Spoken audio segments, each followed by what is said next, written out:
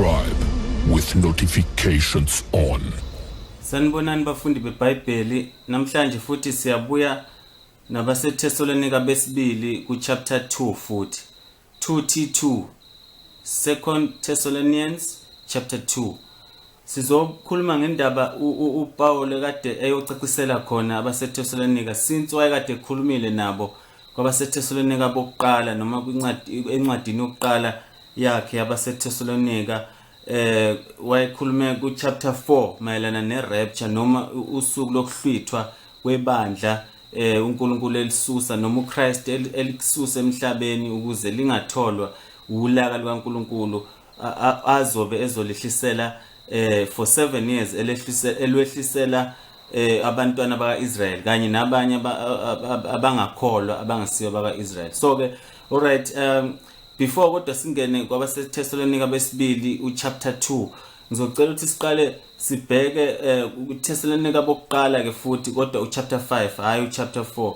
Lapho sibheka ukuthi uPaul njengoba wayekhulumile ngokuthi kahle kahle kuzoba nokuhlithwa kwebandla before operate umphiki Christ siyazi sonke ukuthi indoda engenamthetho ezobusa uma ibandla selihlwithiwe ngo 7 years of tribulation. Sizokhuluma ngokuthi what is the day of the Lord, sichaze kabanzi ukuthi yini the day of the Lord. The day of the Lord yini akusilo usuku olodwa lokho sithi one literal day.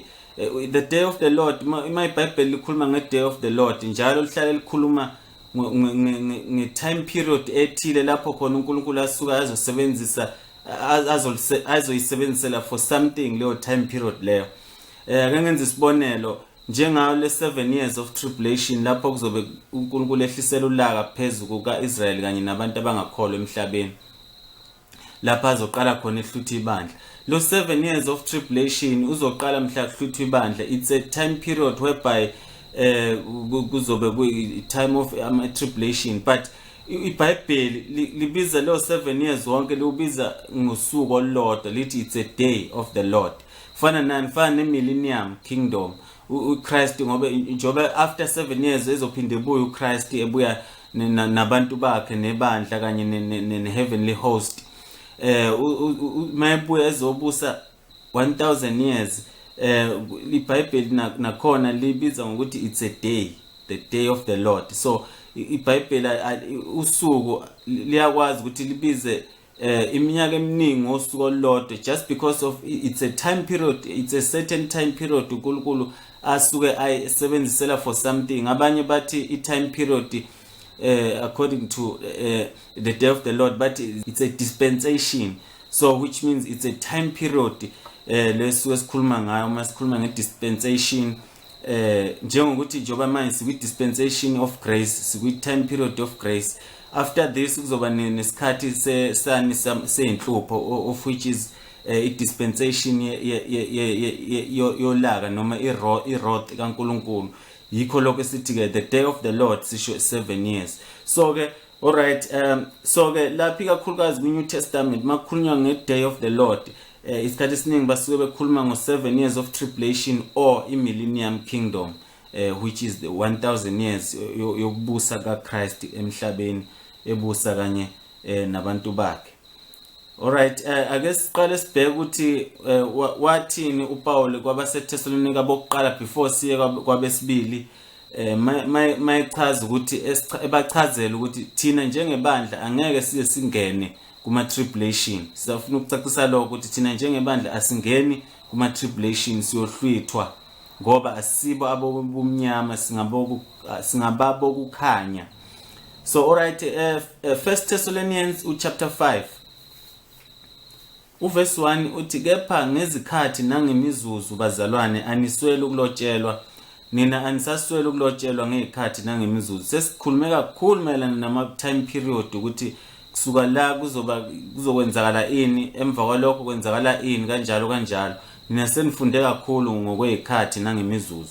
So ke uverse 2 uthi ngokuba nina uqobo niyazi kahle ukuthi usuku lwenkosi luza njengesela ebusuku. Right, niyazi nini ukuthi usuku lwenkosi lufika njengesela, kodwa lufika njengesela kubani? kubantu abangakholwa ngoba basuke berelaxile bengenandaba nokuthi khona into okuthiwa usuku lwenkosi yini. Alright, uverse 3 uthi nxa bethi ngukuthula nokuhlala kahle khona ukubhujiswa kuyakubazuma njengemihelo ifikela okhulelweyo abasoze baphunyuka. So ke alright, ukhuluma ngabantu abangakholwa ukuthi usuku lwenkosi liyofika lapho khona beyitshela ukuthi bona peace, bethi ukuthula, bethi bajabulile kanjalo, so bengalindele lutho. So and then ke ufika lolo suku lubabhubhise, angeke baze bekhona ukuphunyuka. So okay, liyofika njengomuntu ehelelwa, umuntu ohelelwa vele usuke engalindele ukuthi usukazi ukuthi ukhulelwe, yes uzozala ngelinye ilanga, but imihelo imfikela mhlawumbe ujabulile, unabantu akana, uyitshela ukuthi yena stress free, akana nkinga, kodwa uthola ukuthi kuyamfikela ngaso sikhathi leso engalindele. So ke alright, and then uverse 4 uthi kepha nina bazalwane anikho ebumnyameni, right, ukuze lolo suku lunifice njengesela. Anikho ebumnyameni ukuthi lolo suku nina ningacabanga ukuthi nani liyonifica njengesela, cha, anikho ebumnyameni. Alright, uverse 5 ngokuba nina nonke ningabantwana bokukhanya, ningabantwana bemini. So nina ningabantwana bemini abokukhanya, hayi abobusuku, right. Ngalokho ke masingalali njengabanye kodwa masiqwashe siqonde. Alright, ngalokho thina masingalali njengabanye, abanye kukhulunywa ngabobumnyama, kukhulunywa ngabantu abangakholwa ukuthi masingalali njengabo. Uverse 7 uthi ngokuba abalalayo balala ebusuku, right. Uverse 8 kepha thina esingabemini masiqonde sifake isivikelo sesifuba sokukholwa nesothando, isigqoko sibe yithemba lokusindiswa, right. Uyakhumbula kwabaseFesi makukhulunywa ngezikhali zikamoya ukuthi kukhona isigqoko sokuvikela ikhanda, isigqoko sensindiso, shuthi sizivikele ngani ngokukholwa, ukuze sihlale silindile ukuthi usuku lungafika noma inini lapho kuzohlithwa khona ibandla. Akungenzeki ke ungahlwithwa nawe makuhlwithwa ibandla ngenxa ukuthi uChrist uzofika lapha emafini, uzoqhamuka ezohlutha ibandla ethola ukuthi wena ukakholwa. Makungenzeki lokho, so yini ezokuvikela ukuthi kungenzeki lokho?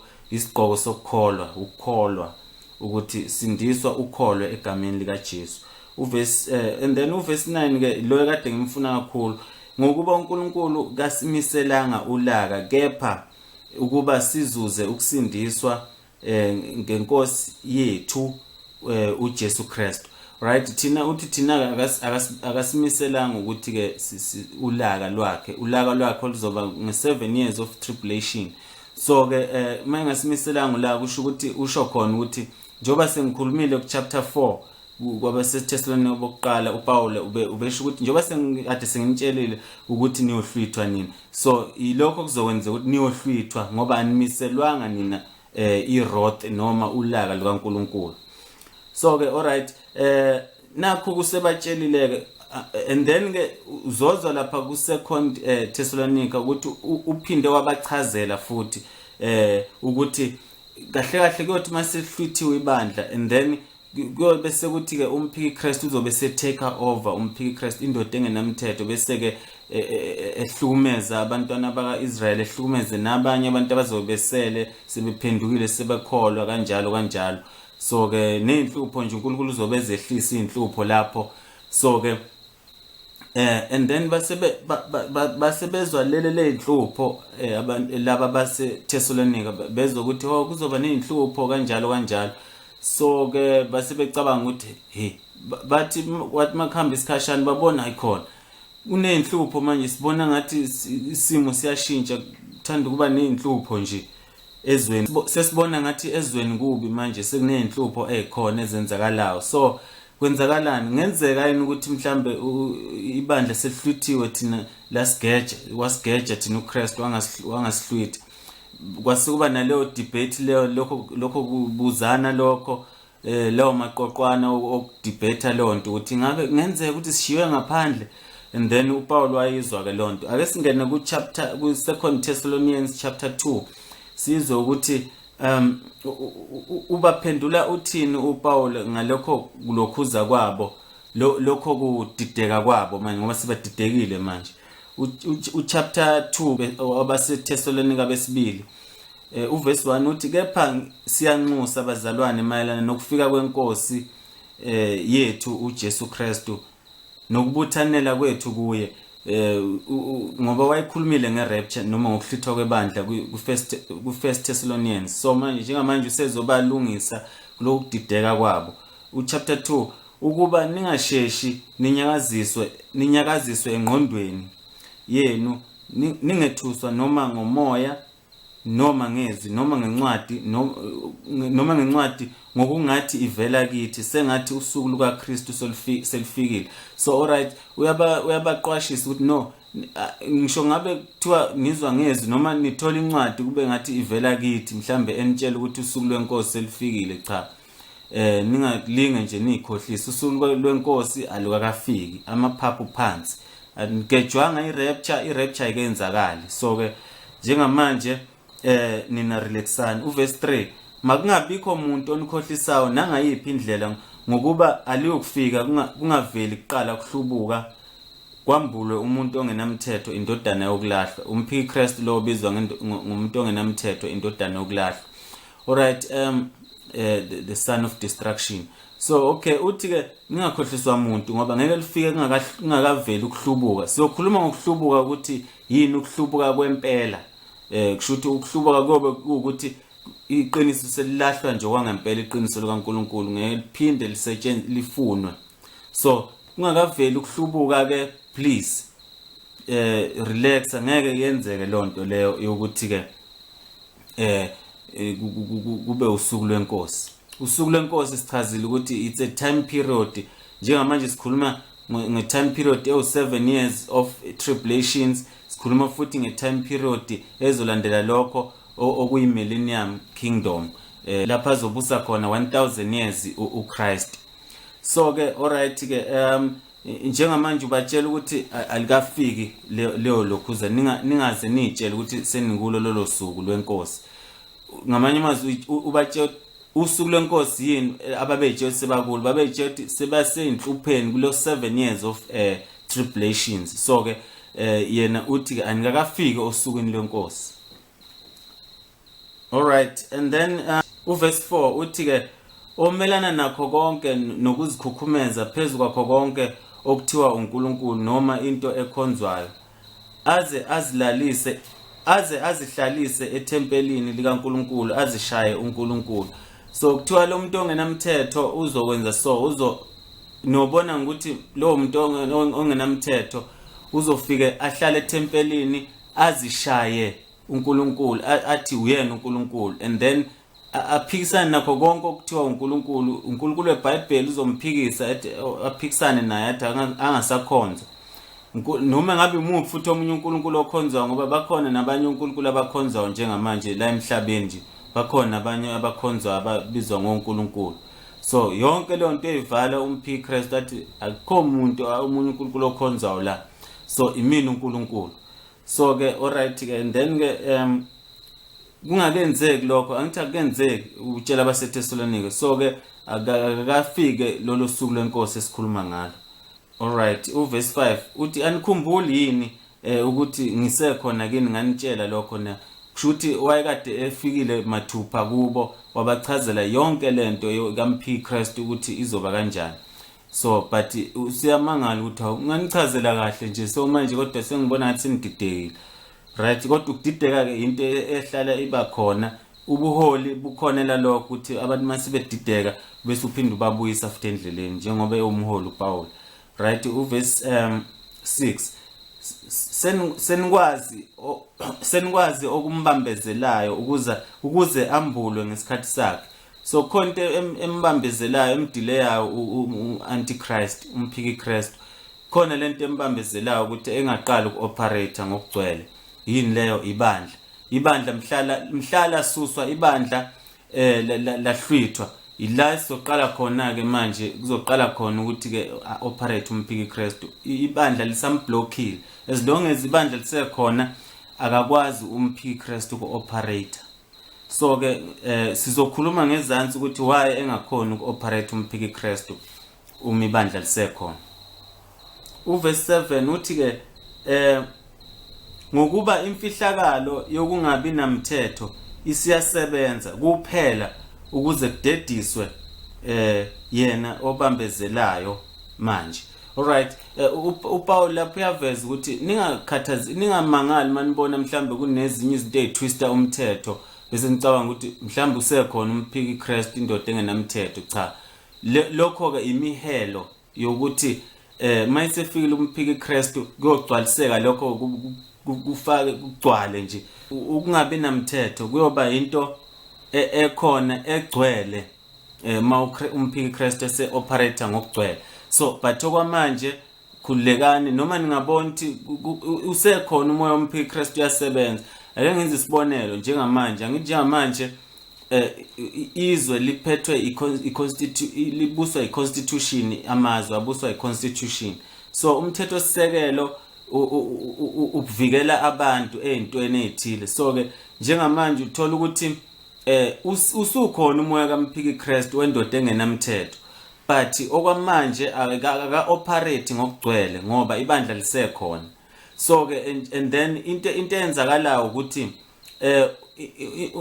umthetho uyatwistwa kancane, umthetho kaNkulunkulu uyatwistwa kancane. Ake ngenze isibonelo njengamanje siyazi ukuthi kusukela kudala iBhayibheli lithi ungabulali, and then noma ngabe yipi form yokubulala iwrong, nomthetho ubuhamba kanjalo, umthetho wamazwe ubuhamba kanjalo ukuthi ukubulala ku-wrong nje total, noma ngabe ubulala ngayiphi indlela, noma ngabe wenza abortion, so ukubulala lokho ngokubulala umuntu nedo ongakazalwa. So ke lokho bekuvele kwaziwa ukuthi nasemthethweni u-wrong mawubulala noma ngayiphi indlela, noma ngabe nge-abortion. But ngenxa ukuthi umoya kaMphiki Christ uyaqala uya-operator just before ibandla lisuswe, uyangenisa, uyakhombisa ukuthi ngikhona njalo, ngilinda ukuthi wena uphume wena bandla bese ngi-operator ngokugcwele. And then uthola ukuthi ke umthetho sisekelo, and then uSathane ufaka kumthetho sisekelo, ungenisa ngawo umthetho sisekelo ukuthi kube ngathi amalungelo abantu, ukuthi okay kushuthi umthetho sisekelo njengamanje usho izinto eziwu2. Uthi umthetho sisekelo njengamanje ku-wrong ukubulala, uphinde futhi ukuthi ku-right ukubulala. So ukuvumela kokubili umthetho sisekelo njengamanje. Yini ke lokho? Umsebenzi umoya kaMphiki Christ okhona. So kanjani na uvumela kanjani ukuthi uphika unqabelani ukuthi ungabulala, unqaba kanjani? Unqaba ukuthi ungabulali makhuluma ngumuntu osuke sezelwe. Mawubulala umuntu osezelwe, umthetho sisekelo njengamanje umthetho wezwe uthi u-wrong mawubulala umuntu esezelwe, but mawubulala umuntu engakazalwa u-right. Ngamanye amazwi ke uthi umthetho wezwe, hayi kaNkulunkulu, owezwe uthi ku-right ukubulala, ku-wrong futhi ukubulala. Yabona? So ke izinto enje akufani nobugeyi. Ubugeyi bekuvele kwaziwa ukuthi ku-wrong vele ngoba uNkulunkulu wadala umuntu ukuthi umuntu wesilisa ashade nomuntu wesifazane. So ke but ngenxa yemithetho esisekelo nangenxa yokuthi umoya kaMphiki Christ usuvela usukhona, nangesikhathi kaPaul usuvela usukhona, namanje usuvela usukhona, but kusalinda ibandla ukuthi lisuswe ukuze ukubulala kube into nje ukuthi ayisenamthetho ukubulala. Ngisho ukubulala komuntu osezelo kube ukuthi seku-right nje konke. So but kusewuhalf kwamanje, kusewuhalf ngenxa ukuthi ibandla lisekhona, likhona. Njengamanje umthetho uthi ku-right ukushada komuntu wesilisa eshada nowesifazane ukuthi ubulili obungafani. Aphinde futhi umthetho uthi futhi lo owezwe uthi futhi ku-right futhi nokushada kwabantu bobulili obufanayo. Uyabona ukuthi kahle kahle umoya kaMphiki Christ usuvela usukhona, but it's just that kulinda le ukuthi kuphume ibandla, ngoba ibandla ilona eliyinkinga kakhulu, ngoba ibandla ilona elingajiki noma ngabe umthetho sisekelo uyatwista izinto iqiniso likaNkulunkulu, but ibandla is there ukuthi liqhubeke lithi thina njengebandla siyaqhubeka sithi umthetho kaNkulunkulu uthi awukuvumi lokho. Yabona? Bese uthola ukuthi umthetho sisekelo wenza izinto ezinjengomalokhuza ama organization athile azokhona ukulwela amalungelo lezinto njengama organization khona nje alwela ama-gay ukuthi kungakhulunywa kabi ngobugay. Angithi uyabona ukuthi ibandla liyathuliswa ngisho likhona, lizama ukuthuliswa ngisho lisekhona lingakahlwithwa, uyabona. But still liyahluleka umphiki Kristu ukuthi operate ngokugcwele as long as ibandla lisekhona, ngoba ibandla noma ngabe liyathuliswa but still alisho ukuthi ku right, uyabona.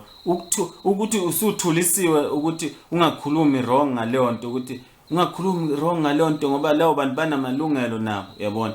So ke but lokho akulenzi ibandla ukuthi likuvumele ukuthi seku right, cha. Namanje ibandla lisamile ekutheni emthethweni kaNkulunkulu oku wrong ku wrong, oku right ku right, full stop.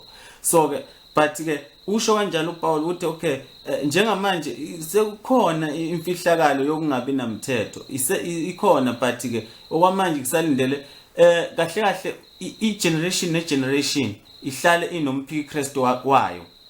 Ingakho uthola ukuthi abaningi bebelokhu bemangala ukuthi eminyakeni edlule bekuloku kuthiwa yazi sola ukuthi usibanibani umphiki Kristu, sicela ukuthi usibanibani umphiki Kristu yena ozongena abe umphiki Kristu. Uthola ukuthi awuyadlula lowo muntu kuzomunye kanjalo.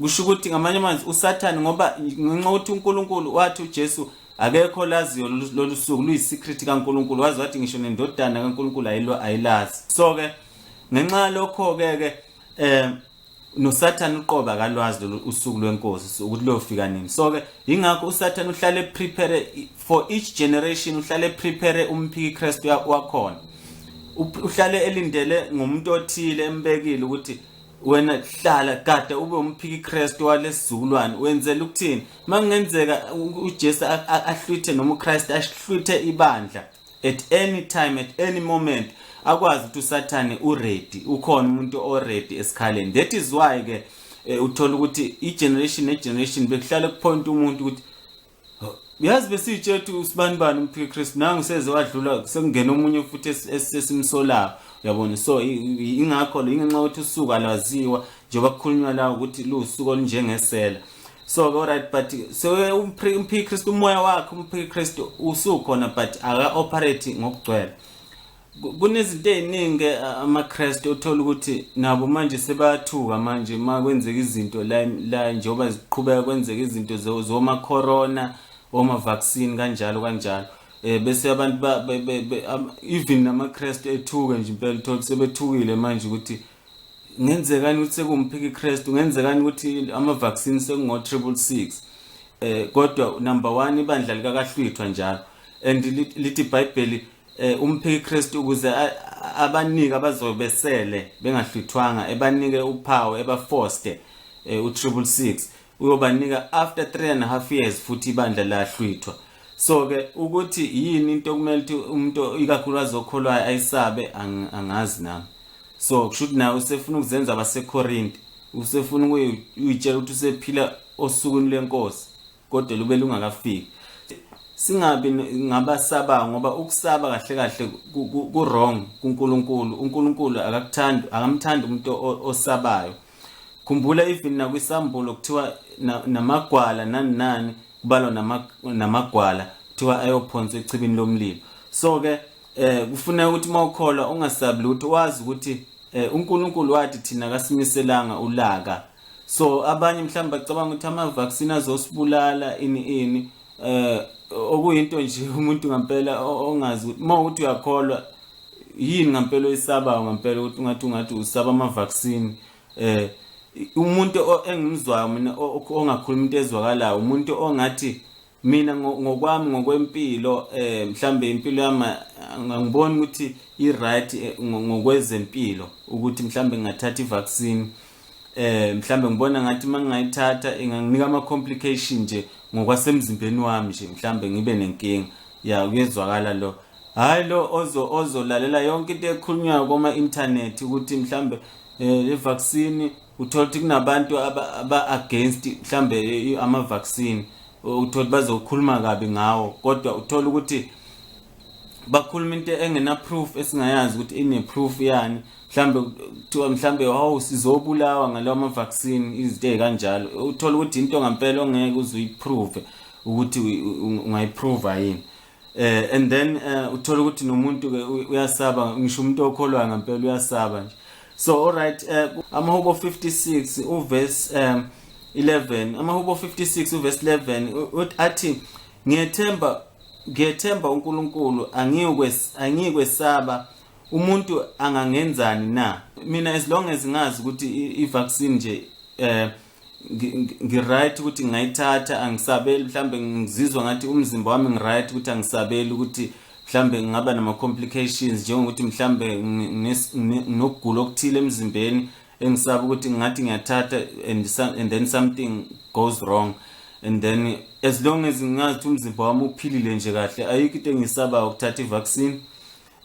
Unless mawukuthi njengoba kuke kwafika enye ekuqaleni kwatholakala ukuthi lena ine expiry date emfishane, so nazo izinto ezizwakalayo ukuthi vele ngeke uthathe into enjalo ngoba utsheliwe phela ngokuthi iproviwe kahle kakade. Besivele siprovela also science ukuthi into i-right yini for umuntu noma ayikho right for umuntu. Even namaphilisi ekhanda njengoba usuke nje esitolo uthenga amaphilisi ekhanda, leyo nto ayiprovanga ukuthi right, awazi wena, uyabona, but also science abayiprova ukuthi right, i-safe for umuntu. So nalama vaccine approve also science ukuthi a-safe for umuntu. So yinto ngathi uyayisaba ke mo umzalwane. Look, it's not about ukuthi ngithi ngigqugquzela abantu ukuthi abathathe i-vaccine. Lokho kukhuluma against ukwesaba nje unnatural ukuthi hey siyasaba ukuthi mhlambe sesiyabulawa, okuyinto thina njengamakholwa asinawo lonto yokusaba, asinayo nje.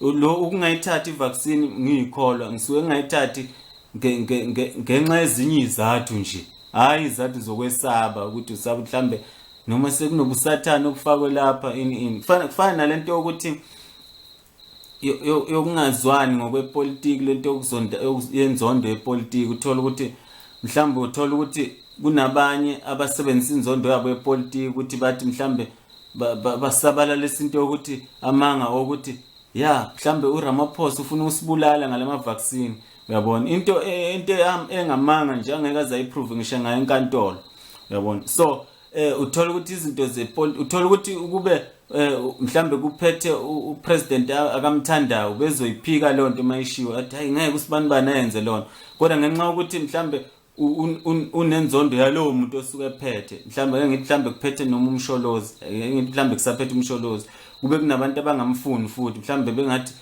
usefuna usibulala ke manje uZuma. So ke zonke izinto ekanjalo izinto okumele thina amaKristu singa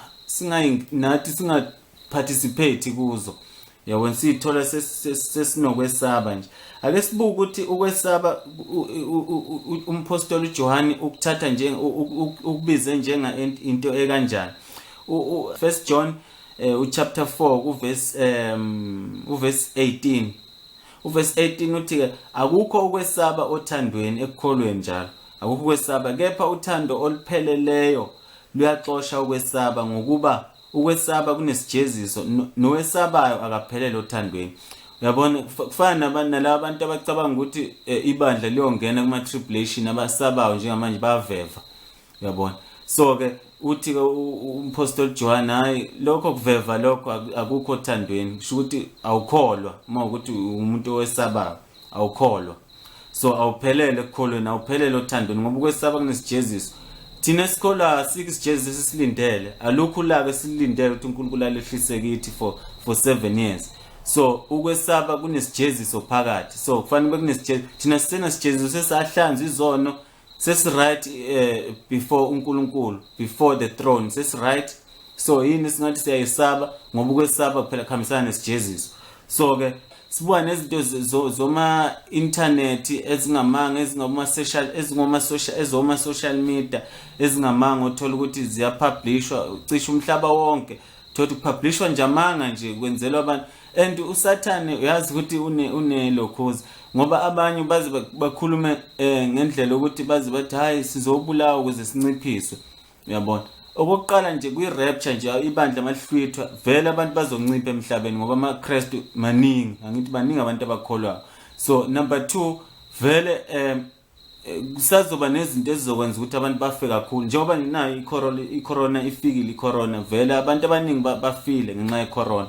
So but njengamanje ukuthi o-president sebazama ukuthenga ama-vaccine bazama ukucontrola lento ezo okuyiyona vele ezokwehlisa isibalo sabantu abantu bese usathane engene einhlizweni zabantu ukuthi bamelane nezinto ezizoba usizo lokuthi silwisane nalento ezokwenza ukuthi sinciphe emhlabeni ukuze kuzokhona ukuthi umphiki Kristu afune ukuzama ukuthi ashesha operate yena. So kunama means ukuthi sizama ukulwisana necorona, kunabantu abalwa nalawo ma means lawo. So ukuthi amaqhinga kaSathane ke lawo. So ngoba lezo zinto zingamanga ahlaza cwe, izinto ezingena proof.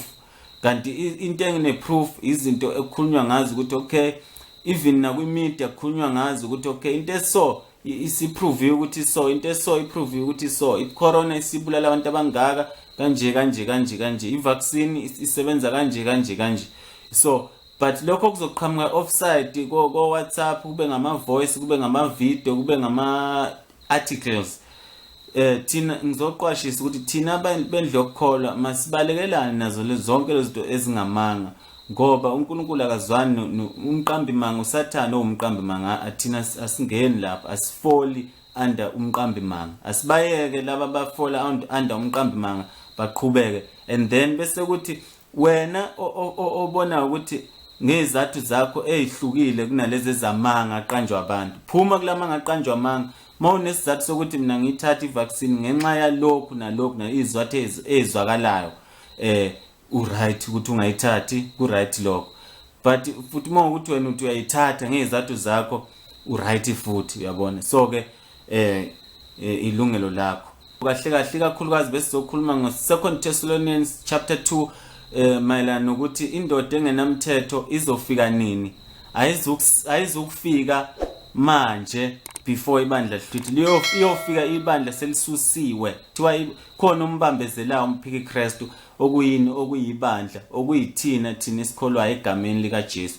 Ngiyamemezela ukuthi engathi singanda lesibalo, engathi benganda abantu abezayo lapha ngaphansi kwale umbrella, ngaphansi kwebandla, ngaphansi kuka Christ, ukuze sizoba baningi esizohlwithwa uma sekuthiwa umphiki Kristu sekumele operate, sibe baningi esihlwithwayo kunabantu abazosala bedibane nolaka lukaNkulunkulu egameni lenkosi yethu Jesu Kristu. Amen.